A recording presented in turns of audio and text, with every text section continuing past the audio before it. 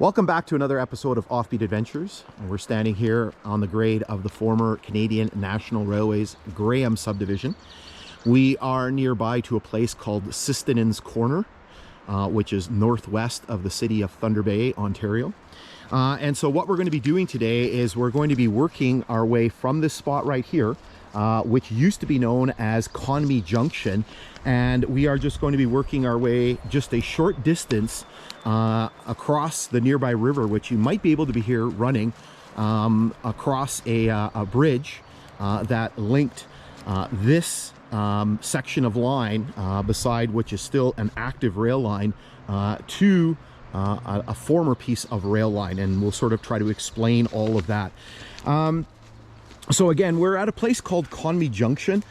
This place did not exist until 1924. And so basically it was created as a junction point between the existing rail line that was here and a rail line that runs on the north side of what is known as the Matawin River. And so what we're going to do is I'll kind of explain a little bit to this to you as we kind of make our way along. You can actually see that there's still kind of, in some places, ties that are still here. Over here you can see some of the still existing telegraph poles. There's a piece of a length of rail down here as well that you can see. Actually, a couple lengths of rail that are discarded here. We actually have a special guest with us today. You might see him momentarily on the video. Good friend of mine, Terry. Terry and I have known each other since we were in high school, and we've done many hikes over the years, and including some railway hikes, and so he's out joining us today. Okay, so in order to sort of explain this all, what we need to do is basically go through our usual history lesson. So the line that this piece of rail line connects to was originally known as the Grand Trunk Pacific Railway.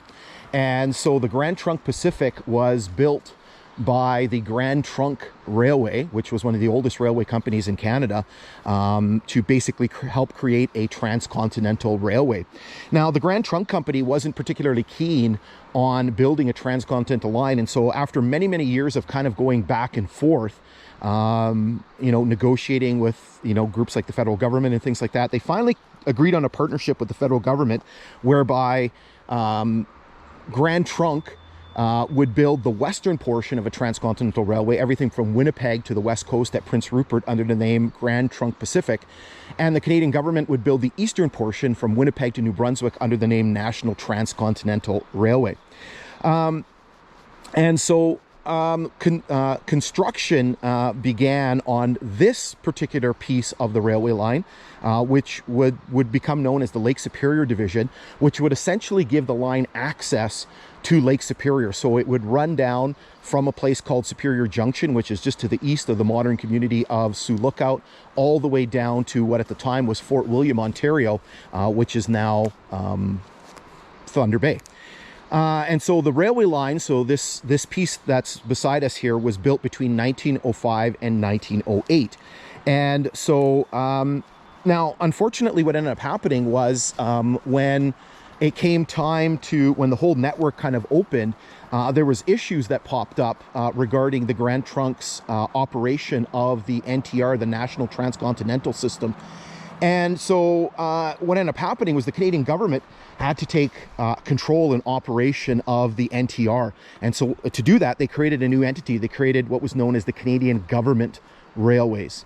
And so because this line was an anomaly, it was a Grand Trunk line, but it connected to the NTR system, it was actually leased by the Canadian Government Railways, the CGR, from Grand Trunk Pacific. And so in 1915, its name changed. It had originally been the Lake Superior Division, or the Lake Superior branch of Grand Trunk Pacific, and it became the Fort William and Wraith subdivisions of Canadian Government Railways. And so it operated as part of that system until 1919, when Canadian National Railways was created. So there was basically an amalgamation or a merger between the Canadian Government Railways and Canadian Northern Railway. Now, when that happened, the name of this line changed once again. The line that we're referring to on the north side, it changed from the Canadian Government Railways into Canadian National Railways, Fort William and Race subdivisions up until October of 1919, and it became the Lake Superior subdivision.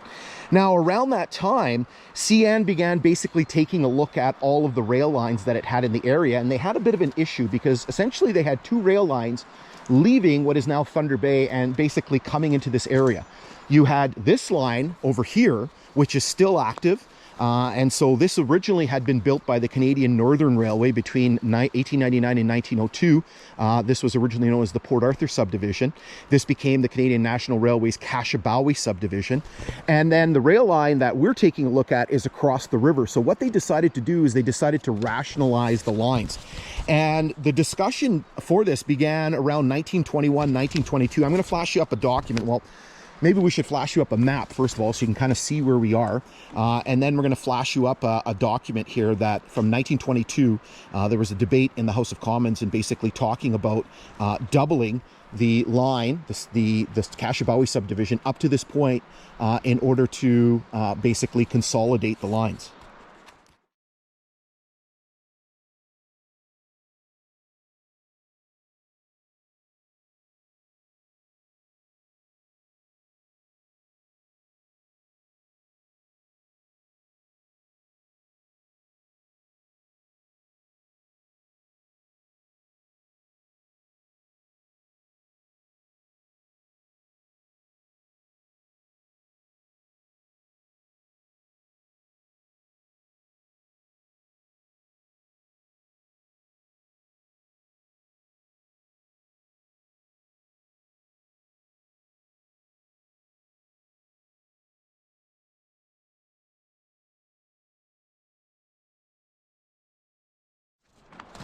Okay, so once that happened, once that agreement had happened, and originally they planned on making the division point further to the south, or the junction point further to a south place called Mocamon, and I'll flash you up a map so you can take a look at that.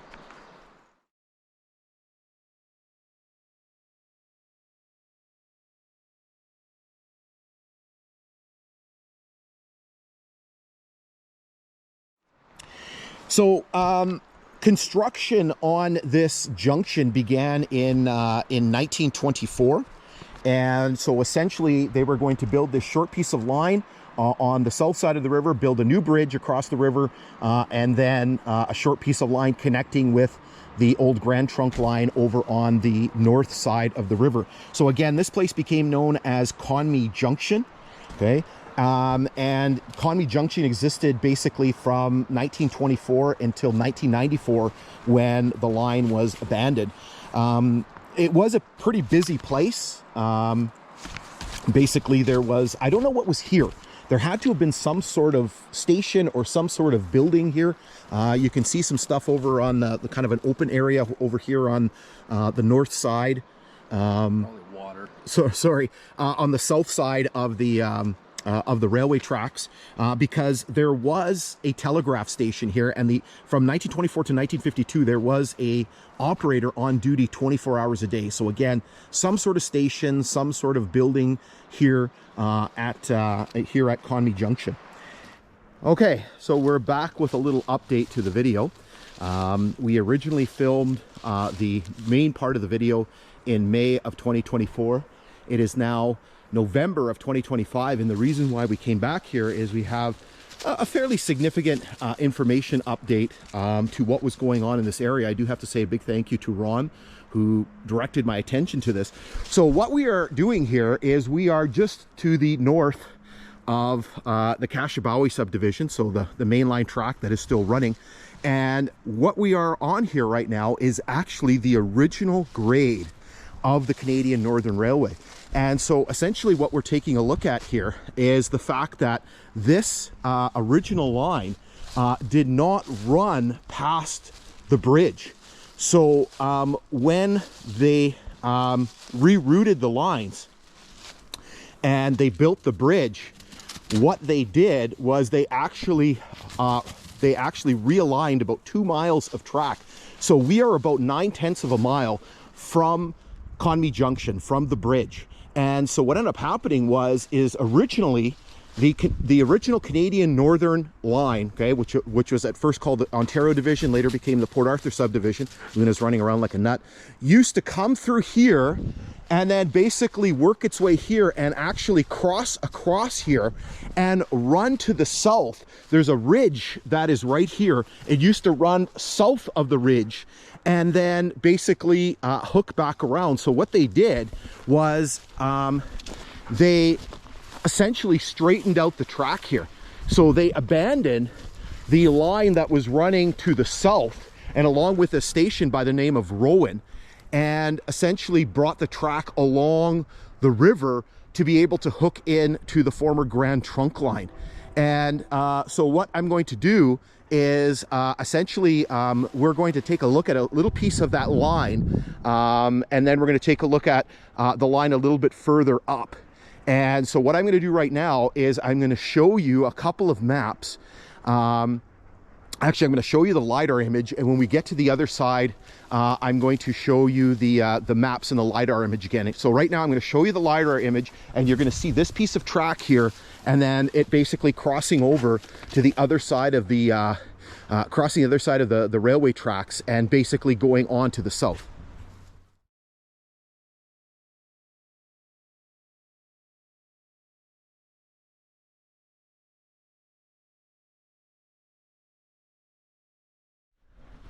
So what we've done is we've moved our way over here to the south side of the Kashabowie Subdivision, and we've picked up where the original grade would have crossed across here and worked its way to the southwest and along around this sort of ridge that is here. Basically, you can kind of see this little elevated area here where the right-of-way was. I'm guessing that this was used as a spur for a period of time, and I'll show you why. Because right here we have ties. So you can see there's a tie there. There is a tie here. There is a tie here, here, here, here. You can see them kind of continuing on in this direction here. So again, what I'll do is when we get a little bit, we're going to go a little bit further ahead, and then I'm going to show you I'm going to show you the maps, and I'm going to show you the LiDAR imagery. So basically you can see what the grade is kind of doing in this area. All right, so what we've done is we've moved our way a little bit into the further into the tree line here. So you can see I'm not going to go any further than this. There's a fence here, so obviously denoting somebody's property, and we do get into sections of property here.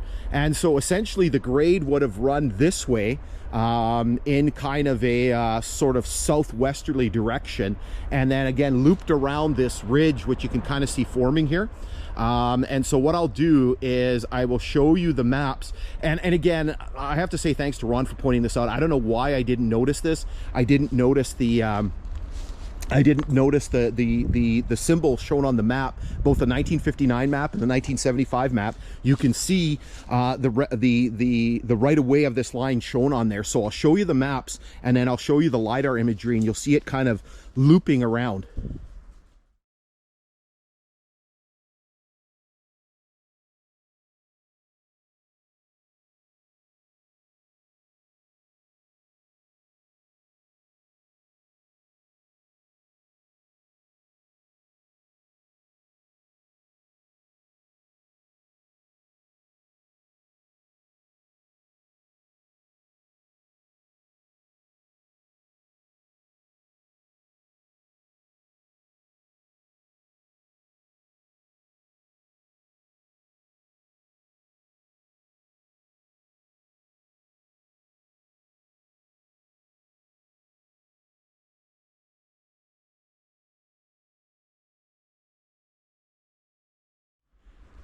Okay, so what we're going to do is we're going to make our way back to the vehicle, and then what we're going to do is we are going to drive down the road, and we're going to pick up this grade a little bit further down, back where it actually crosses the active CN line a little bit further down, or a little bit further to the west.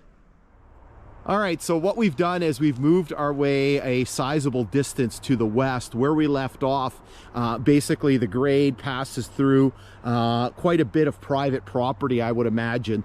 And so obviously we're not going to go in there. So where we are here is where the original grade, so we are standing on the original Canadian Northern grade, which eventually became the CN Kashabowie Subdivision. This is where the original grade would have come through. So right through into this area here, and then continuing on to the west. So this is basically where the rerouted line, so you can see the still active Kashabowie Subdivision in front of us here. So this is where, from where we left off, that line would have skirted along the river, okay, and then basically come right through here. So what I'm going to do is essentially I'm going to show you the maps and the LiDAR imagery. So basically you can kind of see where we are with the LiDAR imagery. I'll kind of try to show you where the grade kind of comes through, and as well I'll show you a original map as well, and you can see basically where the station that was taken out, so Rowan Station, where that would have been.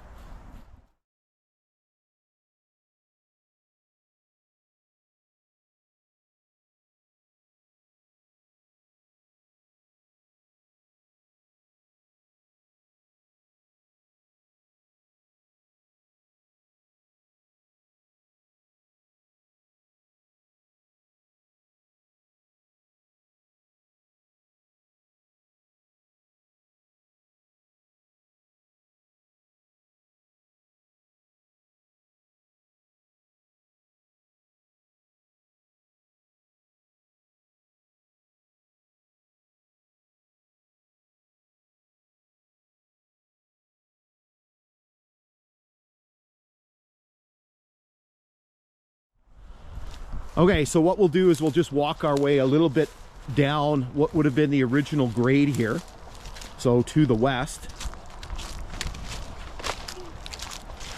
I think that this was later used as a road. That is the highway over there. So basically in front of us is the Trans-Canada Highway, so Highway 1117, and the secondary road over here, which is Dawson Road, Highway 102. I think that that wasn't there, and they used basically this as a road after it was abandoned as a railway grade.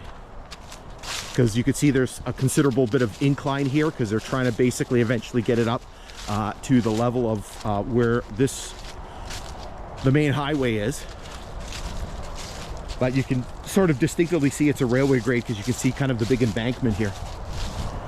So eventually what ends up happening is the grade continues on here for a little bit, crosses over the highway, and then eventually rejoins the main track just a little bit further on. So what we'll do now is we'll stop, and then we'll get back to the original video, taking a look at the approaches to the bridge.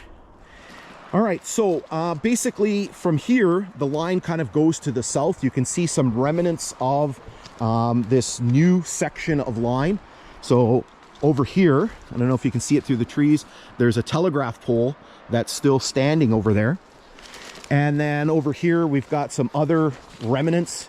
You can see here that there's basically a pedestal, and I'm guessing there's some wires coming out of that, and I'm guessing basically this was some sort of signal for the trains basically coming off of the old Grand Trunk line before they sort of moved into the junction.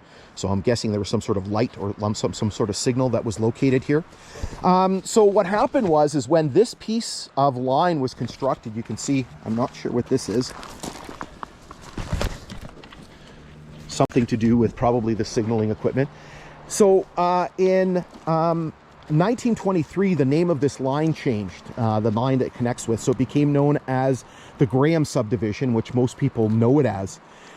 And then in 1924, the names of the line changed once again in preparation for this consolidation. So the line was actually split into two subdivisions. So this line that was coming off of the Kashabowie Subdivision became known as the Graham Subdivision, and then the line on the north side that followed the original route back towards Fort William, now Thunder Bay, was known as the Crest Subdivision. And then what happened is that in 1925, the line was split into three.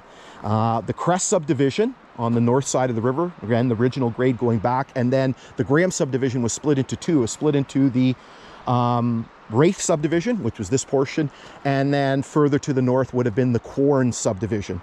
And so in the spring of 1925, the Crest Subdivision was abandoned, right? So basically that line on the north side of the river, everything going back towards Thunder Bay was abandoned. And this became sort of the sole route of the line. In 1931, the line was renamed once again. It reverted back to being called the Graham Subdivision and continued as such until 1994, when CN decided to abandon the line. And at that time, essentially the Conmee Junction ceased to exist. Conmee Junction actually replaced an original station that was located here. So there was a station that was known as Rowan that was here, and that station disappeared when Conmee Junction was created. And then Conmee Junction itself disappeared when the Graham Subdivision was abandoned, and the double track that basically facilitated the use of the two lines, that was torn up, and it reverted back to a single track, which you can basically see here.